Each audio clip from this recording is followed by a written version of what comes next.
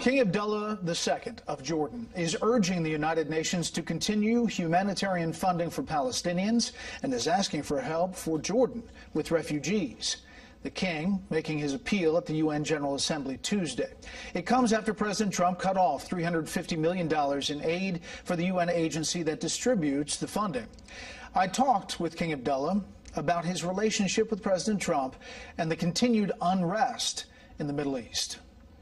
King Abdullah of Jordan delivers an address to the UN General Assembly on a host of pressing issues. We have a long way to go to deliver global opportunity and hope. But we cannot simply give up because the task is hard. He sat down with me to give us an assessment of his region. Well, where do you want to begin? I mean, I think that's the problem is at all points of the compass, we still have challenges. Syria, to an extent, ISIS is defeated, not destroyed, and you can apply that to Iraq also. But how do we move the political process in Syria? How do we stabilize? This is something that we can get into. Relatively calm in the south. Because there's a crisis management center that is operated by the Russians and Americans in Jordan, hosted by us for deconfliction. We're looking to make the South better. Iraq is still going through some of its turmoils. Obviously, as the government settles down, we want to make sure that the national military is all-encompassing and a building block to move to the future.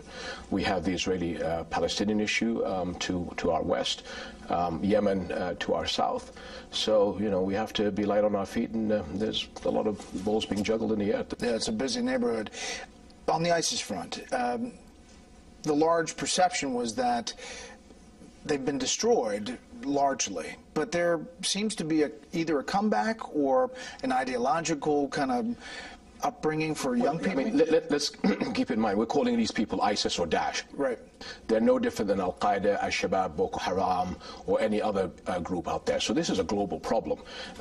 They are the most used names because they're the most vicious and most violent. But that doesn't mean that all those groups are any different from each other. So today we're talking about ISIS. 4 or 5 years from now, maybe there's another name that's developed and they become even worse. There's two stories in Syria, and to an extent, two stories in Iraq. One is the countries moving forward and redeveloping themselves and coming down, but there's still a fight against insurgents. You have concerns about the peace process and recent moves? Well, look, the president from day one was committed to a fair and balanced deal for the Israelis and Palestinians to move the process forward. We're not too sure what the plan is. That's part of the problem.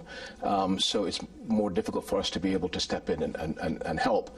What I'm worried about is we're going to go from the two-state solution to a one-state solution, which is a disaster for all of us in the region, including Israel. If most of the final status issues are being taken off the table, then you can understand Palestinian frustration. So how do we build the bridges of confidence between the Palestinians and the United States? Because whatever people say, you cannot achieve a two-state solution or a peace deal without the role of the Americans. So at the moment, the Americans are speaking to one side, not speaking to the others. And so that's the impasse that we're at. President Trump is, if he's anything, is pretty blunt. So exactly, and I think that's the breath of fresh air. The president sort of, as I said, look, if we go to the one-state solution, here are the problems that we're all going to face. And he was like, wait a second, and he went from A to Z like that. I was like, okay, fantastic. He went straight through the problem, came to the solution, and we looked at each other and said, okay, we need to work on the two-state solution. The one-state solution, I think, is a major problem for how Israel presents itself and internally how it presents itself, because the reality is that we're talking about apartheid. And that, I think, there's a lot of supporters of Israel outside of Israel that are really concerned, are they heading in the right direction? Now, can we get the two-state solution on track? Can we find an amiable and fair solution between the two others? Because the one-state solution frightens the heck out of all of us. Last time we talked, the region was in turmoil. ISIS was on the rise in 2015. The other thing we talked about back then was Yemen. I would humbly suggest that the quicker we find a political situation to that issue, the better. I still believe that's the case. We're 3 years later. Three years later, it is a very difficult campaign, and the quicker that all of us get to a political solution, I know that the Saudis and the UAE are working very hard. We have to keep in mind that there is concern of the humanitarian crisis, which I think is still unfolding.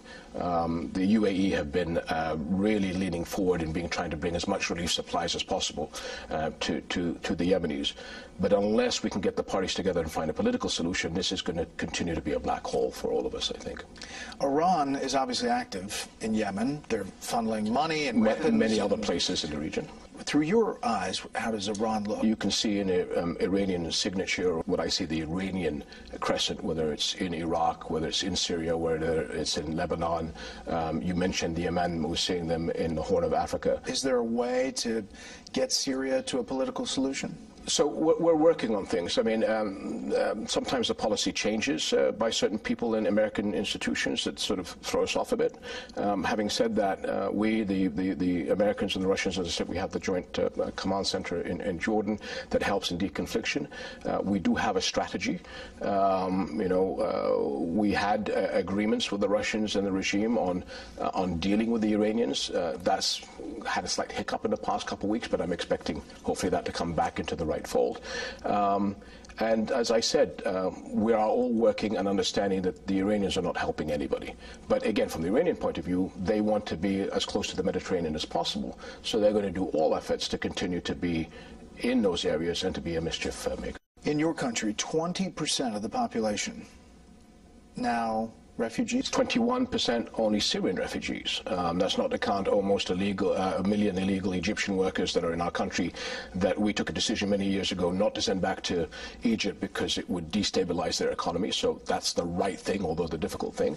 A couple of 100,000 Iraqi refugees that are in our country, and a total of about 50 to 60,000 Yemenis and Libyan refugees. So what kind of pressure does that put on? Tremendous. 21% of our population increase in a couple of years. That's like 60 million Canadians just appearing on your border in a period of 2 or 3 years, and then you've got to take, when you first started, at least a quarter of your budget for a couple of years just to look after your guests. Say that again, 60 million if you look at the U.S. 60 million Canadians coming over in 2 to 3 years. You've got to deal with them. And you've got to deal with them.